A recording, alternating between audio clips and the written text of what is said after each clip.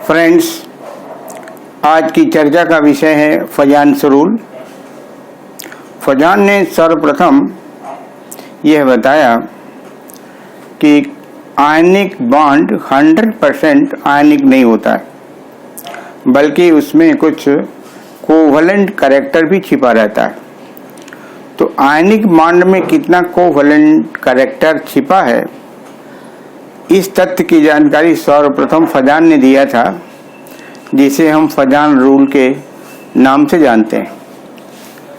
तो फजान ने यह बताया कि कोई भी आयनिक बॉन्ड 100% कोवलेंट नहीं होता है।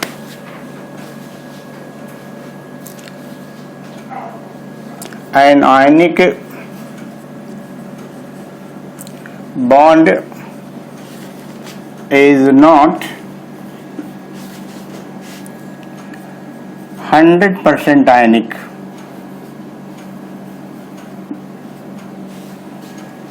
An ionic bond is not 100% ionic. It has some covalent character.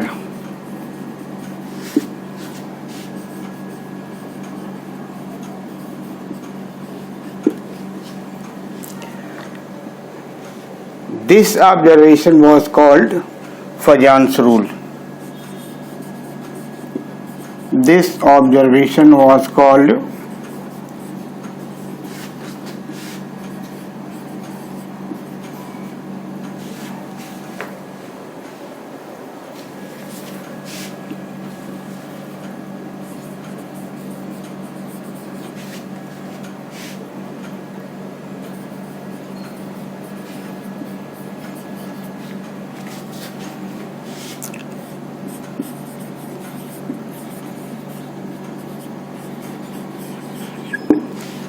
it has some covalent character.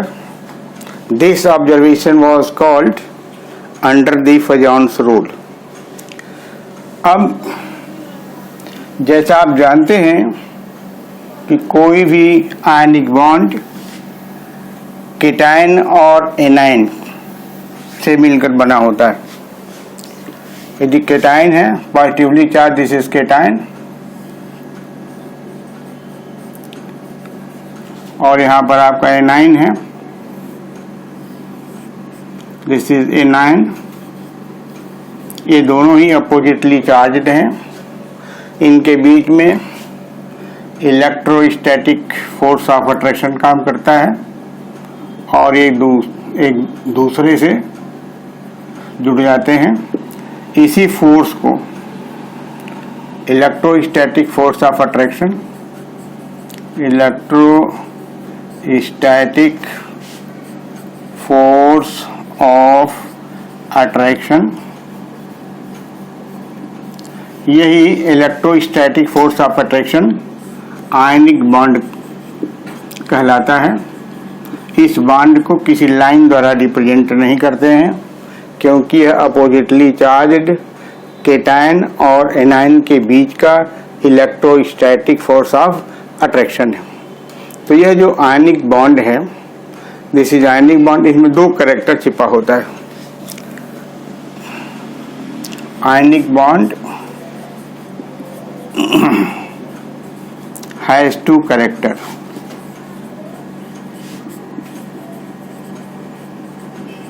क्योंकि 100% आयनिक नहीं होता, तो ionic bond has two character.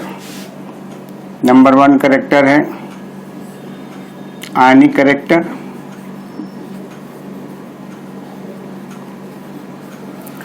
और दूसरा जो कैरेक्टर है covalent character. Covalent character.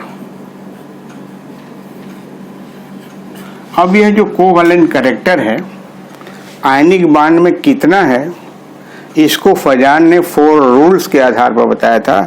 4 rules बताया फजान ने। जो 4 रूल्स फजान के हैं वो मैं मेंशन कर देता हूँ। 4 rules are 4 rules of Fazan.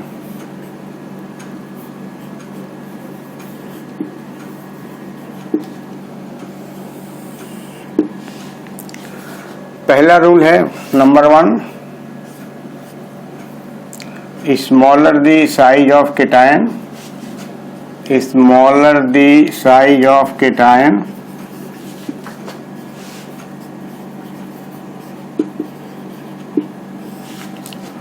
more is covalent character in ionic bond.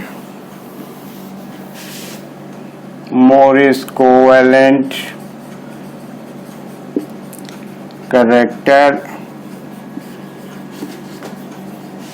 in ionic bond. First rule.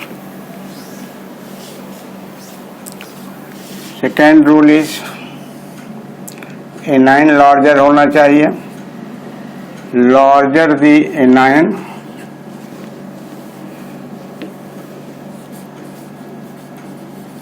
larger the anion,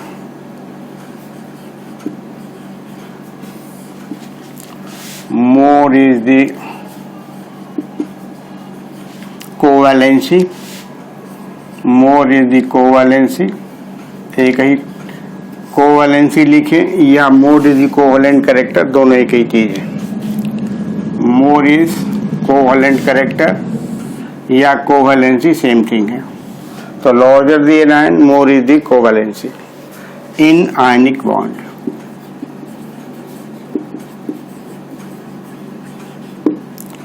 तो smaller cation, larger anion.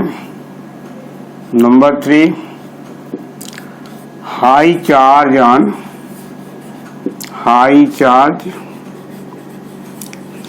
either ion,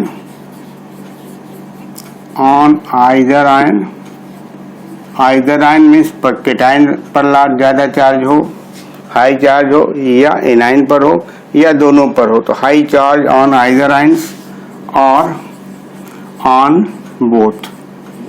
both means cation और anion.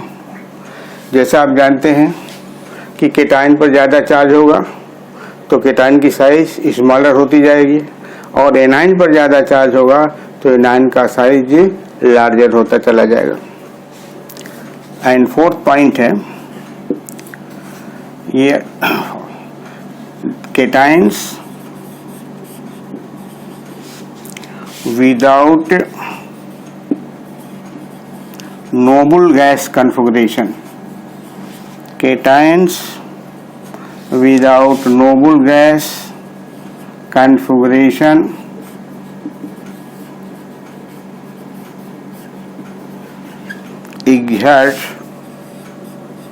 exert more covalent character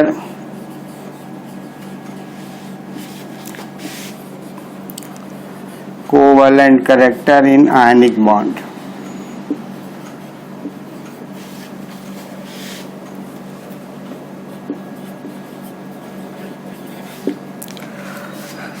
cations ये anions के लिए नहीं कहा गया है, without noble gas configuration.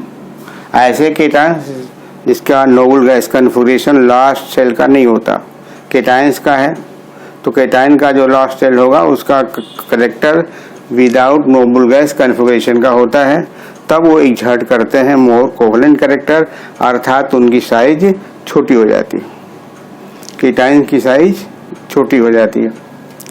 अब हम इसको एग्जाम्पल्स के फॉर्म में आपको एक्सप्लेन करेंगे। सबका जो नेट इम्पैक्ट है वो ये है कि अगर साइज केटायन की छोटी होगी और एनायन की साइज बड़ी होगी तो पोलराइजेशन होगा। जितना ज़्यादा पोलराइजेशन होगा उतना ही कोवैलेंट कैरेक्टर ज़्यादा होगा। तो एक आप नोट लिख सकते हैं कि covalency is proportional to polarization. Next point है, इंपॉर्टेंट है, covalency means covalent character is proportional to polarisation.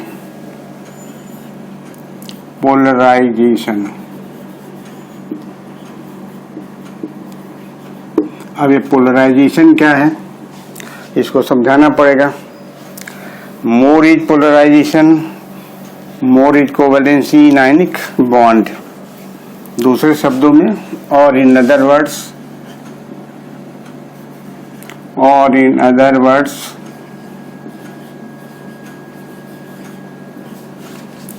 more is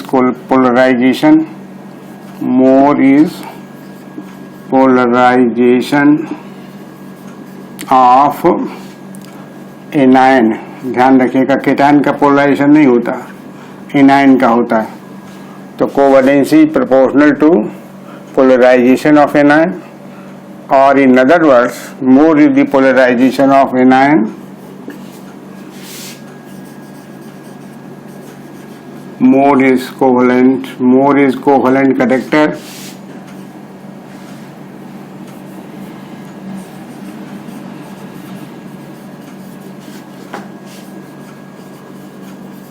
in ionic bond।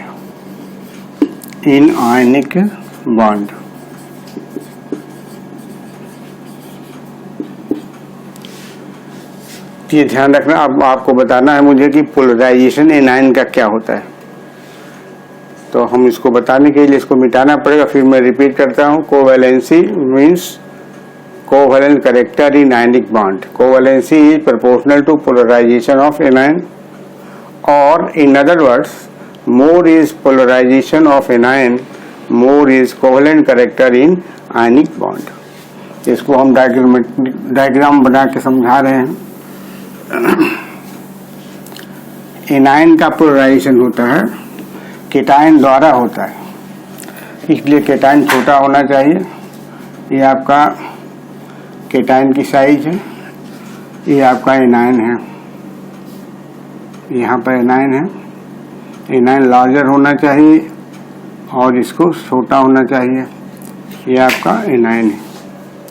Anion ये केटायन है, smaller cation, small cation, large anion. अभी यहाँ पोलराइजेशन नहीं हो रहा है, या पोलराइजेशन में शो नहीं कर रहा हूँ, विदाउट पोलराइजेशन है ये, विदाउट पोलराइजेशन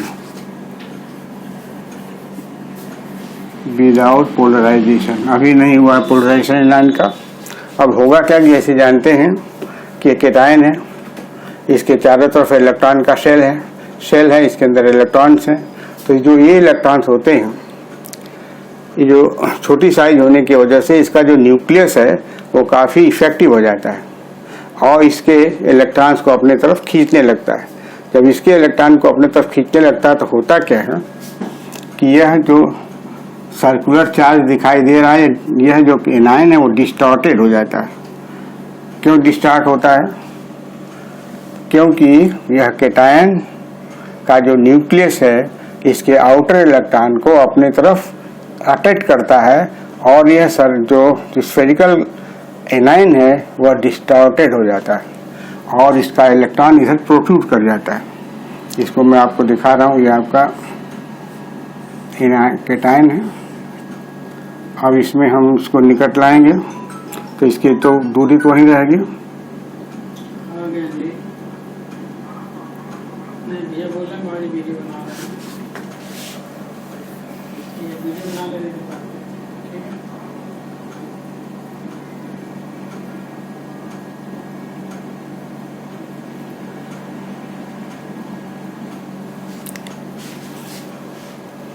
अब यहाँ पर ये प्रोट्रूड करेगा ऐसे, ये और ये ऐसे हो गया।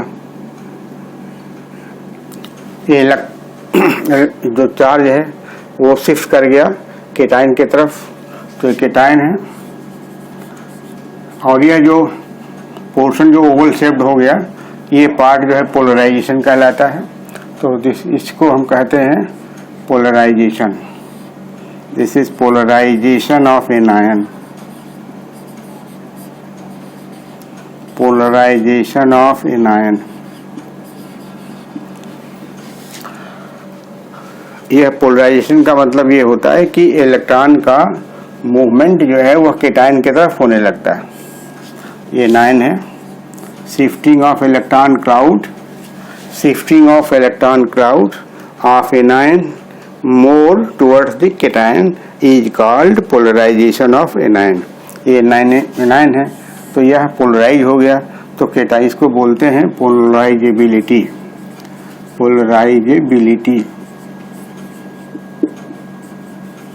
Of anion. यह जो डिस्टॉर्टेड हो गया, अब यह जो इलेक्ट्रॉन क्लाउड इधर शिफ्ट किया हुआ है, इसी को ये पोलराइज हो गया है, जिसको कहते हैं पोलराइजेशन। और यह पोलराइजेशन क्यों हुआ एनायन का? Due to small size of cation. तो इसके अंदर केटाइन के अंदर पावर है एनायन को पोलराइज करने का, तो केटाइन को कहते हैं पोलराइजिंग पावर। तो इसके अंदर 3 टर्म्स आए हैं। एक टर्म जो है ये पोलराइजेशन का है, दूसरा टर्म आया है पोलराइजिंग पावर आया है, और जो तीसरा टर्म आया है वह पोलराइजेबिलिटी आया। अब पोलराइजेशन में होता क्या है? The shift of electron cloud more towards the cation is called polarization. This polarization is property of anion, so we call polarizability of anion. And this polarization has taken place only due to high power of cation. High power of cation means small size of cation attract the electron more towards itself. तो ये 3 factors को जानना चाहिए। अगर polarisation ज़्यादा होगा तो ये कोवेलेंट कैरेक्टर ज़्यादा पैदा होगा। अब कोवेलेंट कैरेक्टर का मतलब समझिए, जैसे आप जानते हैं कि कोवेलेंट बॉन्ड मान ए और बी के बीच बनता है। मान लो ये क्रॉस इलेक्ट्रॉन इसका है ए का, और ये डॉट का इलेक्ट्रॉन बी का है। ये दोनों इलेक्ट्रॉन शेयर करके कोवेलेंट बॉन्ड बनाते हैं। अब ये जो दोनों शेयर्ड इलेक्ट्रॉन पेयर हैं, ये शेयर्ड इलेक्ट्रॉन पेयर है। ये शेयर्ड इलेक्ट्रॉन पेयर कहाँ पर है? बिटवीन दी यानी इंटरन्यूक्लियर एक्सिस के सेंटर में। ए का एक न्यूक्लियस होगा, बी का एक न्यूक्लियस होगा, इसका एक इंटरन्यूक्लियर एक्सिस बनेगा। उस एक्सिस पर ये दोनों न्यूक्लियाई के सेंटर में पड़ता है कि ये शेयर्ड इलेक्ट्रॉन पेयर, इसको हम कहते हैं कोवेलेंट बॉन्ड। ठीक उसी तरह से इसका इलेक्ट्रॉन क्लाउड उधर था, इसके बीच में दूरी ज़्यादा थी। अब यह जो है एनायन जो है वो पोलराइज कर गया, अपने इलेक्ट्रॉन को केटाइन के निकट ले आया। अब यह जो इलेक्ट्रॉन है, जो इलेक्ट्रॉन क्लाउड का रीजन है, वह इस न्यूक्लियस के और इसके न्यूक्लियस के बीच में करीब आ गया। इस केस के अंदर क्या पैदा हो गई? कोवेलेंसी। तो कोवेलेंसी क्यों पैदा होती है? आंसर है due to polarization of anion है। अब हम आपको एग्जाम्पल देते हैं और एग्जाम्पल की सहायता से इसको समझाएंगे।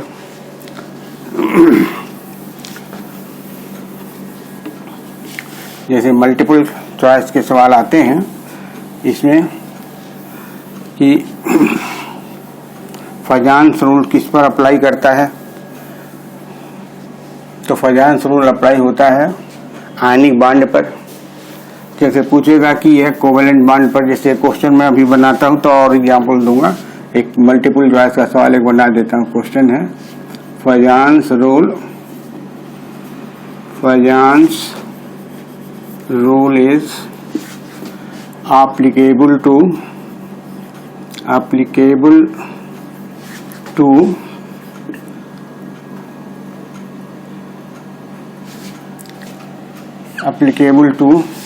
अब जो 4 ऑप्शंस रहेगा, 1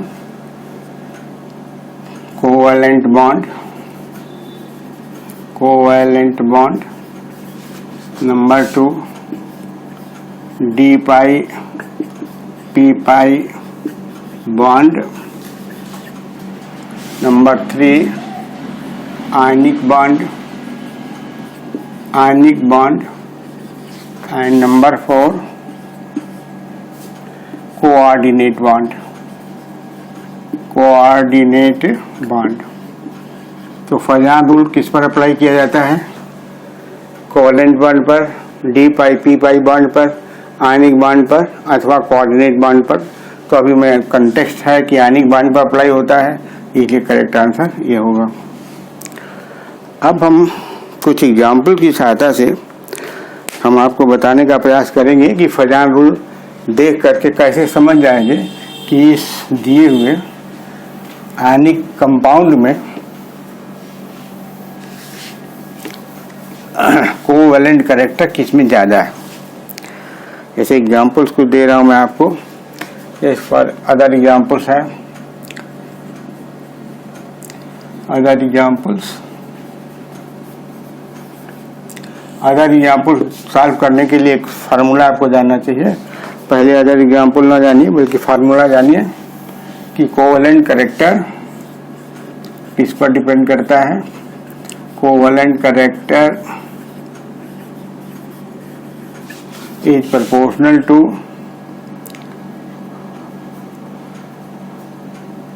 charge on cation, charge on cation, और inversely proportional to size of cation, size of cation. ये ध्यान रखना चाहिए। अगर केटायन का साइज बड़ा है तब कोवैलेंट कैरेक्टर इनवर्सली प्रोपोर्शनल होगा। यदि केटायन पर चार्ज ज़्यादा है तब कोवैलेंट कैरेक्टर ज़्यादा पैदा होगा। यह बड़ा हेल्पफुल होगा, आपको क्वेश्चन में दे रहा हूँ, मदद करने में सहयोग करेगा। अब इसमें छोटा छोटा एग्जाम्पल से मैं टेकअप करूँगा। जैसे है एग्जाम्पल 1, स्मॉल एग्जाम्पल, जैसे Na, और छोटा एग्जाम्पल Na के पहले का, जैसे लिथियम क्लोराइड है एंड बेरिलियम क्लोराइड है। ये दोनों ही आयनिक कंपाउंड हैं। अब आयनिक कंपाउंड पर क्या देखना है? चार्ज देखना है। चार्ज किस पर देखना है? केटायन पर देखना है। मैंने लिखा है कि more is charge, smaller is cation, more is covalent character and more is polarization. तो इसके ऊपर एक पॉजिटिव चार्ज है, इसके ऊपर यहाँ पर 2 पॉजिटिव चार्ज है। तो साइज किसकी छोटी होगी? बेरिलियम की साइज छोटी है। अब छोटी साइज समझने का हम तरीका बता देते हैं। जैसे लिथियम लीजिए, लिथियम में जो प्रोटॉन है, ये प्रोटॉन इसमें 3 है और इलेक्ट्रॉन 1 है, नहीं इलेक्ट्रॉन 2 है क्योंकि एक इलेक्ट्रॉन लॉस हुआ है इसका। अब उसी तरह से बेरिलियम में क्या है? प्रोटॉन इसमें 4 है और इलेक्ट्रॉन कितना है? 2 इलेक्ट्रॉन है इसके पास, क्योंकि 2 इलेक्ट्रॉन ये लूज कर चुका है। अब साइज कैसे, किसकी साइज बड़ी होगी? लिथियम की बड़ी होगी, लिथियम आयन की बड़ी होगी कि बेरिलियम आयन की बड़ी होगी? क्योंकि क्लोराइड आयन जो दोनों में सेम है और जो पोलराइजेशन होगा वो Cl का होगा। तो Cl chloride ion undergoes polarization, undergoes polarization and it is same for both, it is same for both ionic compound। आपको जो सर्च करना है वो क्या सर्च करना है कि केटायन की साइज किसमें स्मॉलर होगी? Smaller the cation more is polarization. तो जो केटायन है वो लिथियम की साइज छोटी होगी, तो नो, बेरिलियम की साइज छोटी होगी। Beryllium +2 is shorter in size than lithium ion, Li+ ion, और shorter the cation more is the polarization। तो इसमें जो कोवैलेंट कैरेक्टर होगा, order of covalent character, answer जो होगा इसका ऑर्डर ऑफ कोवैलेंट कैरेक्टर किसमें ज़्यादा कोवेलेंट कैरेक्टर होगा? बेरिलियम में। तो इसको ऐसे लिखेंगे, लिथियम क्लोराइड, ये बेरिलियम क्लोराइड मोर कोवेलेंट है, मोर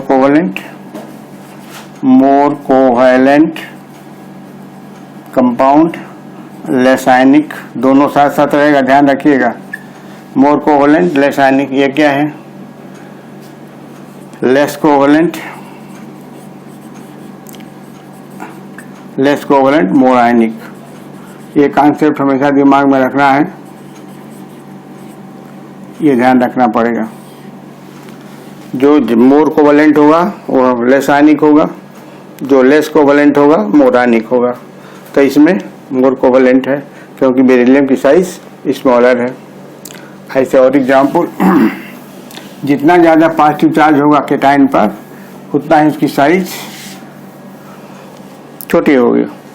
जैसे दूसरा एग्जाम्पल देखिए, एग्जाम्पल 2 में हम अगर चलते हैं,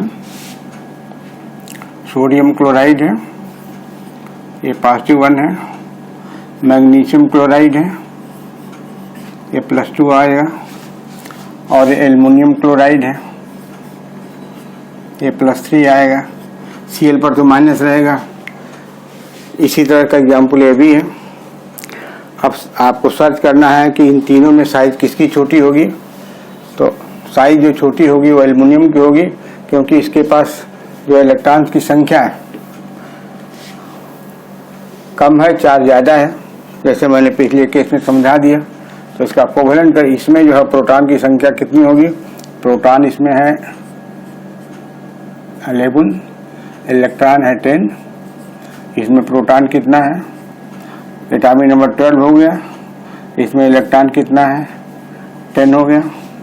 इसका 13 है, तो प्रोटॉन कितना होगा? 13 होगा। इलेक्ट्रॉन कितना होगा? 10 होगा। अब देखिए, यहाँ पर 11 प्रोटॉन 10 इलेक्ट्रॉन को खींचता है, यहाँ पर 13 प्रोटॉन 10 इलेक्ट्रॉन को खींचता है। तो एल्युमिनियम की साइज छोटी हो जाएगी सबसे।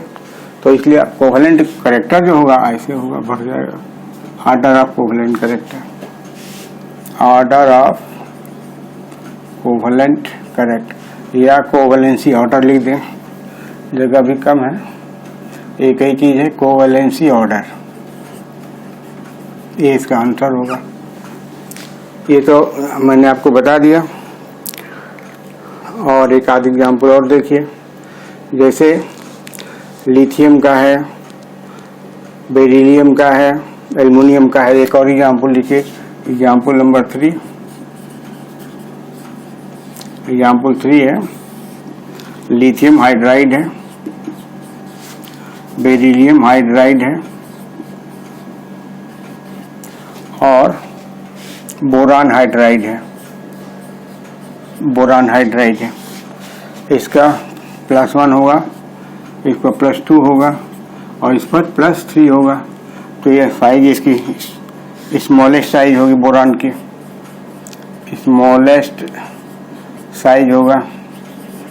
तो इसका जो कोवेलेंसी ऑर्डर है वो साइज पर डिपेंड करेगा, हाइड्राइड जो कि नेगेटिव होता है।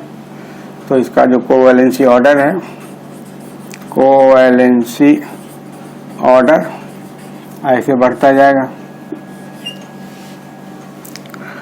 एक आध एग्जाम्पल और है जो बड़ा यूजफुल होगा, एग्जाम्पल 4।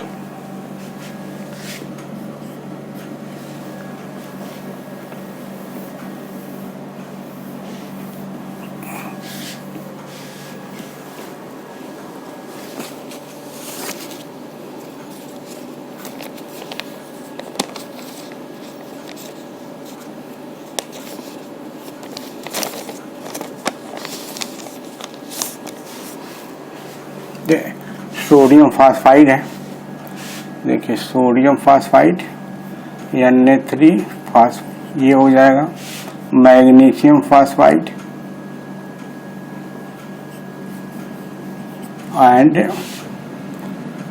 एल्युमिनियम फास्फाइड, 3 कंपाउंड है। यहाँ पर सोडियम पर +1 है, यहाँ मैग्नीशियम +2 है, एल्युमिनियम पर +3 है,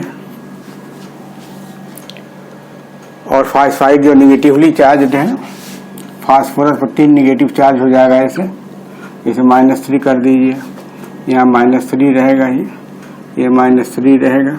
ये तो सेम है, ऑक्साइड डिपेंड करेगा जो पॉजिटिव चार्ज है, तो इनका जो ऑर्डर होगा कोवैलेंसी ऑर्डर होगा Na3P Mg3P2 और ये एल्युमिनियम फॉस्फाइड, ये ज़्यादा कोवैलेंट होगा, मोस्ट कोवैलेंट, इन तीनों में मोस्ट कोवैलेंट होगा। इसका मतलब कि लिस्ट आयनिक कैरेक्टर होगा ऐसे। और एग्जाम्पल हम बताएं कार और आपको, जिसमें नोबल गैस इलेक्ट्रॉनिक कन्फिगरेशन नहीं आया इनका। एग्जाम्पल 5 देखिए, एग्जाम्पल 5 यानी without noble gas configuration, noble gas configuration,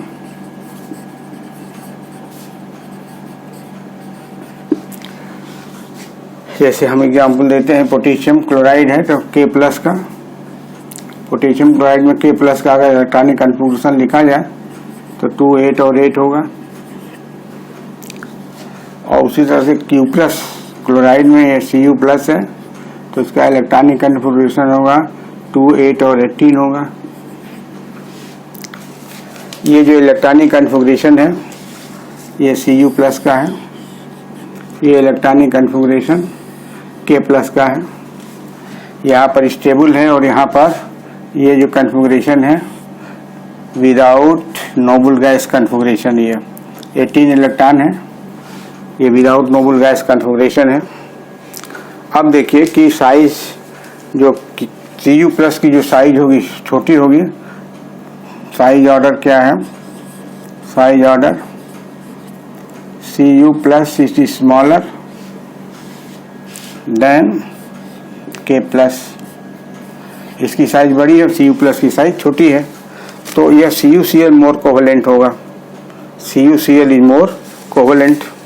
अब ऐसे देखिए कैसे इसको समझाएं कि आप समझ जाएं, मैं ट्राई करता हूं। देखिए पोटेशियम तो ठीक है, ये कन्फिगरेशन है, नियान का कन्फिगरेशन है। Cu में जो एटॉमिक नंबर Cu का है वह 29 है, एटॉमिक नंबर प्रोटॉन की संख्या 29 है। और इसके अंदर जो इलेक्ट्रॉन है 2 8 और 10 18 है, तो इस 18 का अगर बंटवारा आप करेंगे तो बंटवारे में S2 के 2 3S2 हो जाएगा, 3P6 हो जाएगा, 3D10 हो जाएगा। ऐसे इसका बंटवारा करेंगे तो ऐसे हो जाएगा। अब क्या होगा कि ये 4S2 होगा, 4P6 होगा, ये 4S में पहले एंट्री करेगा तब इसमें जाएगा, इसका एक इलेक्ट्रॉन इसमें चला आता है, तो वो कन्फिगरेशन ना लिखिए, आप ऐसे कर लिए 2 इलेक्ट्रॉन है, 8 इलेक्ट्रॉन है और 10 इलेक्ट्रॉन है। sp p और d में बटे हुए, sp d में, s p और d में। तो यह जो d के 10 इलेक्ट्रॉन्स होते हैं इनका शिल्डिंग इफेक्ट कम होता है। शिल्डिंग इफेक्ट का मतलब ये होता है कि ये जो Q+ आयन है, यह Q+ आयन जब इसका न्यूक्लियस जब इलेक्ट्रॉन को खींचता है, अपने इलेक्ट्रॉन को खींचता है, तो d इलेक्ट्रॉन आसानी से खींच जाते हैं, जिससे इसकी साइज छोटी हो जाती है, Cu+ की साइज छोटी हो जाती है। और K+ में क्या है कि यहाँ का स्टेबल कन्फिगरेशन है, ये आसानी से ये इलेक्ट्रॉन K+ के तरफ नहीं आता है, कम आता है, तो श्रिंक करता है, ये श्रिंक करता है, सिकुड़ता है, इट श्रिंक्स। और जब श्रिंक करेगा तो होगा क्या कि Cu+ की साइज छोटी होगी, और जब साइज छोटी होगी तो पोलराइजिंग पावर Cu+ का K+ की तुलना में ज़्यादा होगा। तो ये जो आंसर होगा कोवैलेंसी का जो ऑर्डर होगा, कोवैलेंसी ऑर्डर, ये आपका Cu के Cl ग्रेटर Cu में होगा। ये मोर कोवैलेंट होगा, मोर कोवैलेंट। और एक एक्सेप्शनल एग्जाम्पल आपको याद करना पड़ेगा, इसको बिना किसी आर्गुमेंट के याद कर लीजिए, एक्सेप्शन में आता है। एग्जाम्पल एक और देता हूँ, 6th एग्जाम्पल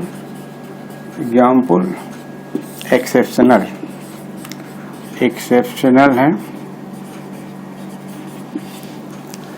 वो एग्जाम्पल एक्सेप्शनल में यह है कि जैसे ऑर्डर ऑफ कोवैलेंसी, जैसे जिंक क्लोराइड दिया हुआ है, फिर जिंक कैडमियम क्लोराइड है और मर्क्यूरी क्लोराइड है। ये आप याद कर लीजिएगा, ये याद करिएगा, एक्सप्लेनेशन सर्च कर लीजिएगा, मिल जाए तो अच्छा है, अदरवाइज याद कर लीजिएगा, इस तरह का सवाल आता है। तो आज फजांस रूल में इतना ही। Thank you very much.